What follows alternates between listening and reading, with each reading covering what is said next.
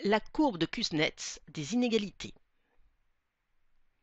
Dans les années 50, Simon Kuznets étudie l'évolution des inégalités de revenus entre 1913 et 1948 aux États-Unis.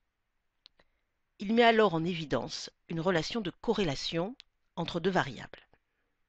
La première variable est la richesse du pays mesurée par le PIB par habitant.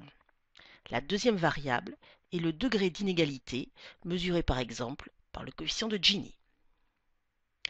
Il met alors en évidence une relation de corrélation. Quand le pays est pauvre, le degré d'inégalité est faible.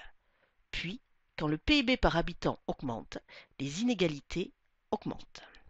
Enfin, dans un second temps, les inégalités diminuent avec la croissance économique.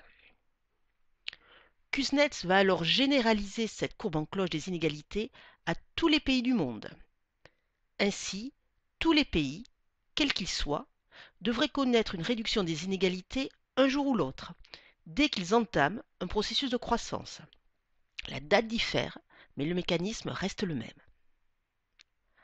En effet, Kuznets transforme cette relation de corrélation en relation de causalité.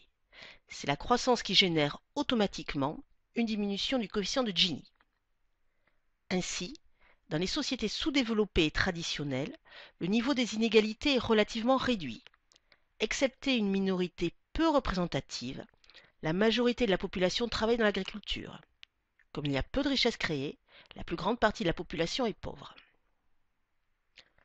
En revanche, lors de la phase d'industrialisation, les écarts s'accroissent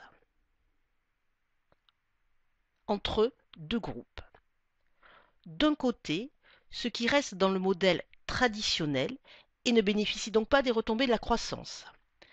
Et de l'autre, ceux qui, après un exode rural, migrent vers les secteurs les plus dynamiques de l'économie. Seule une minorité est à même de bénéficier des nouvelles richesses apportées par l'industrialisation. Cette augmentation des inégalités ne signifie pas une augmentation de la pauvreté, mais un enrichissement de certains, une stagnation du revenu des autres.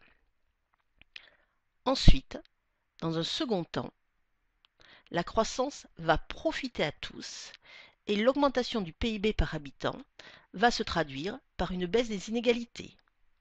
En effet, la croissance et le développement se généralisent à l'ensemble de l'économie. Les secteurs traditionnels disparaissent, c'est la destruction créatrice, ou se modernisent.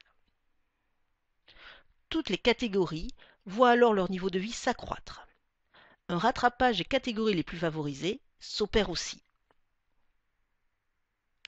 Dans le Capital au XXIe siècle paru en 2013, Thomas Piketty traite de l'évolution des inégalités. Il opère alors une analyse de la courbe de Kuznets. Piketty écrit ainsi: proposé en 1955, il s'agit véritablement d'une théorie pour le monde enchanté des Trente Glorieuses.